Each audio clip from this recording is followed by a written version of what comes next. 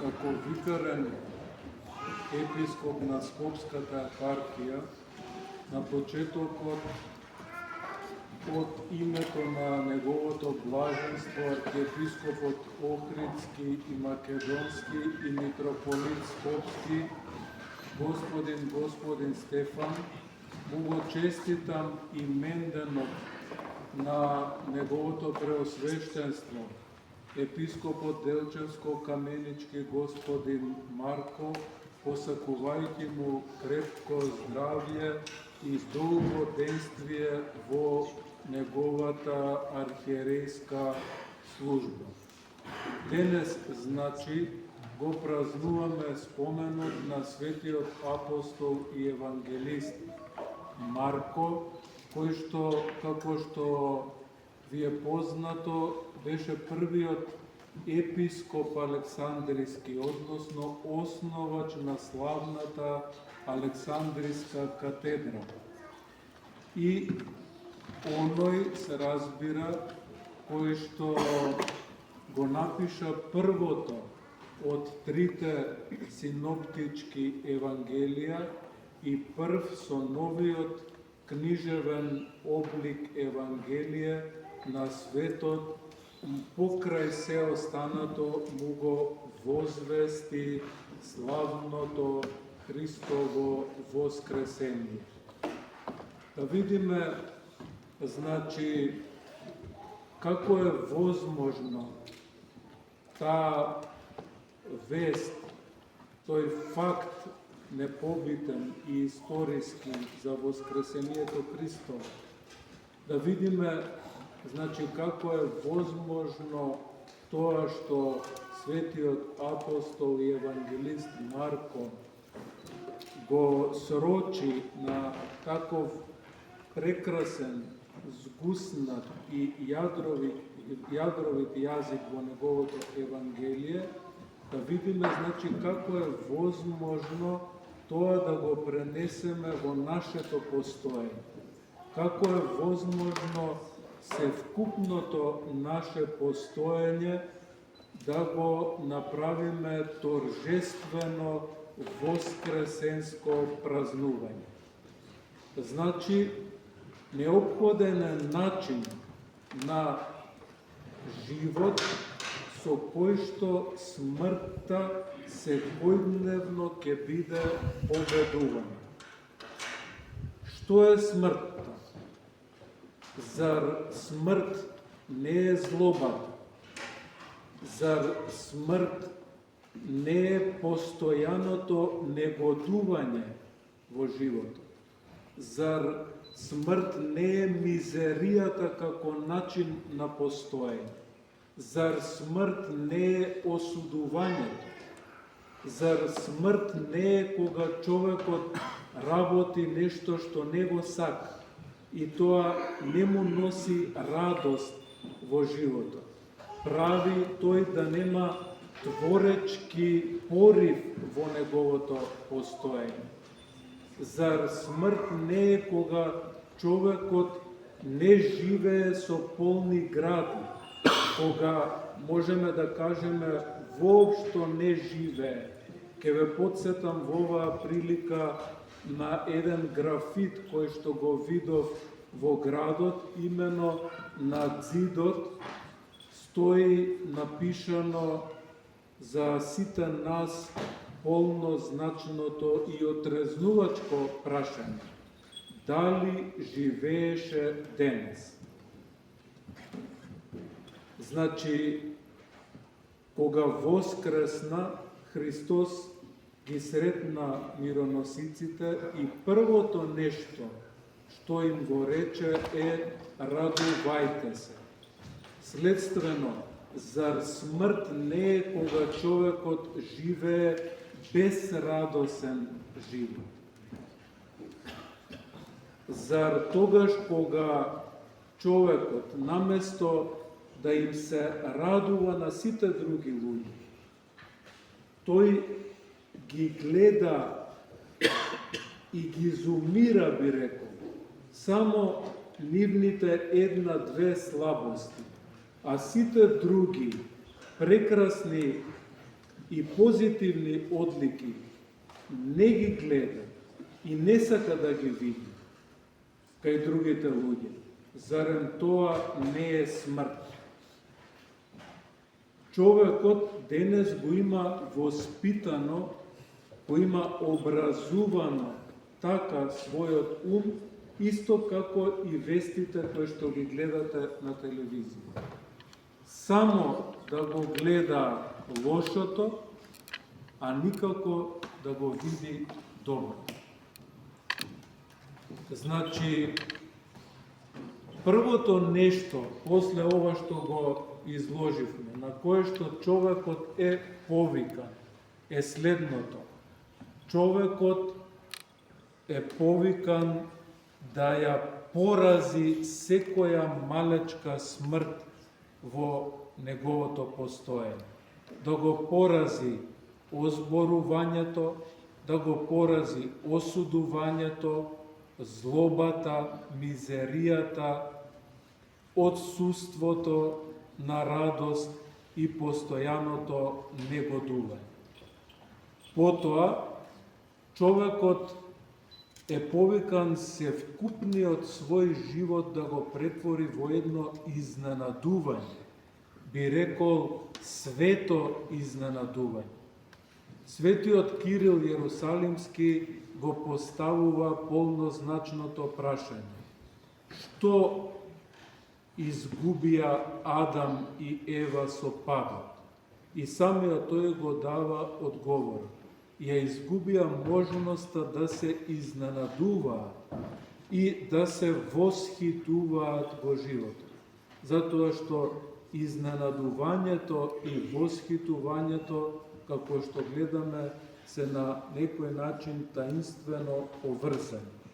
Адам и Ева после падот го гледаа зајди сонцето, ја гледаа убавата река, гледаа се што е прекрасно во нивното обкружување и представете си, повеќе не можеа да кажат колку е прекрасно ова изгреј сонце, колку прекрасно пеат птиците. Затоа Христос во Евангелието повикува луѓето да станат како деца. Некои тоа го толкуваат дека луѓето се повикани да бидат невини како што се децата. Но мислам дека на сите ни е јасно, особено од овие последни настани, познати ви се да не ги набројувам, во кои што беа вклучени деца, дека децата воопшто не се невини. Затоа, попрво, Христос смета дека човекот треба да постане како дете, затоа што детето е тоа кое што и на најмалечките нешта во неговото постоење знае да се восхити, знае да се изненади. Затоа Христос и нас не повикува внатре во себе да го ослободиме, значи, нашето внатрешно дете. Радоста, се разбира, не е само чувство. Радоста е онтологија. Радоста е личност. И од тука ние сме повикани слободно да избереме да бидеме Христови и да бидеме радосно постоење. И таа радост да ја шириме во односите кои што ги градиме со другите луѓе.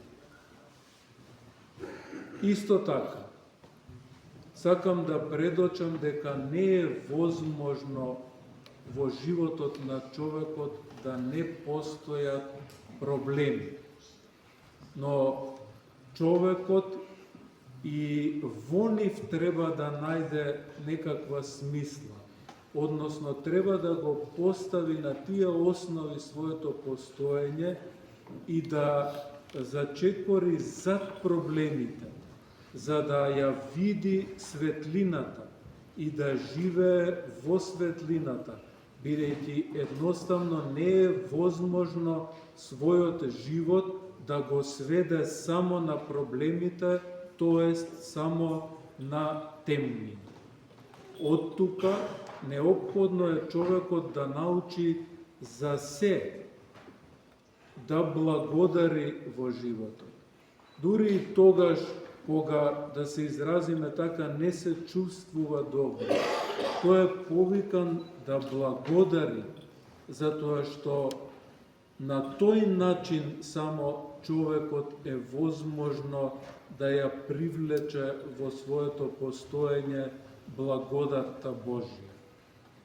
Еднаш во Верија седевме со митрополитот Атанаси Лемесу од Кипар и тој раскажуваше за некој монах од Ватопед кој што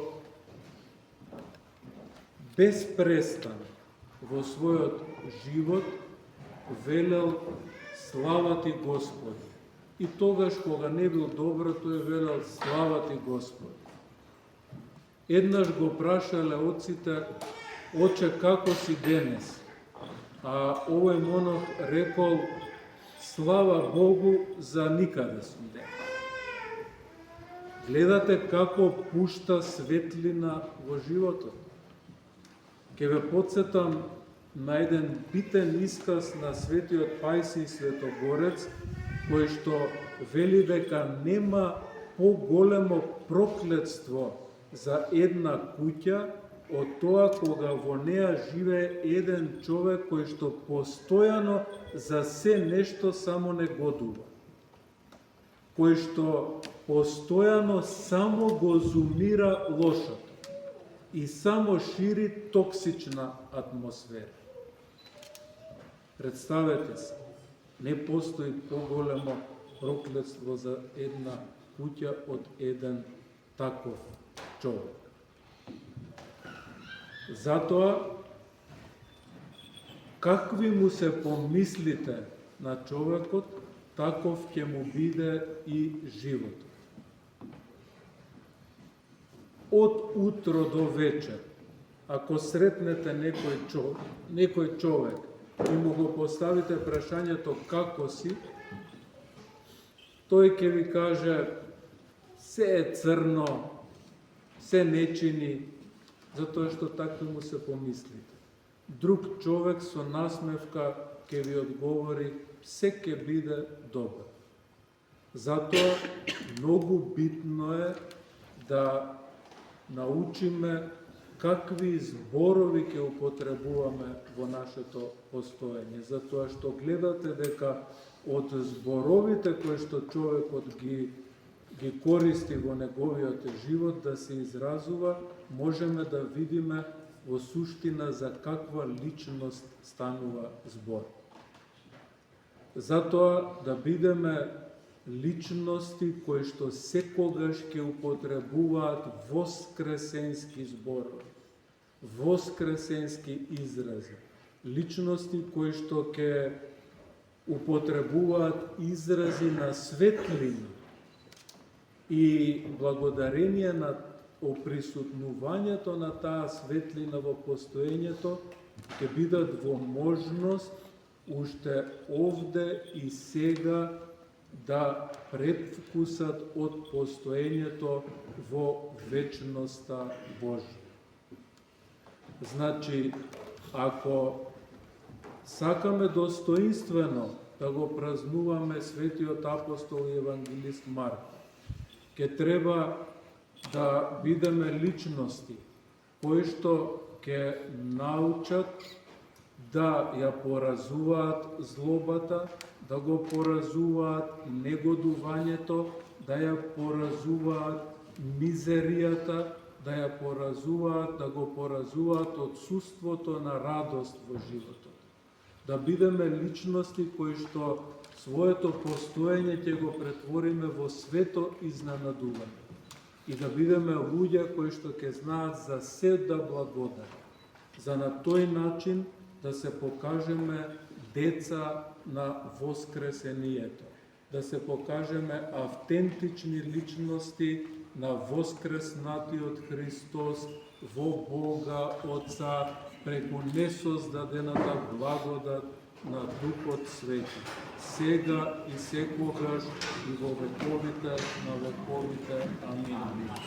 За многу и благи лета празникот на Светиот апостол и евангелист Марко, и сите ве поздравувам, бидејќи живееме во тие денови од годината со најрадосниот христијански поздрав: Христос воскресе! Навистина воскресе!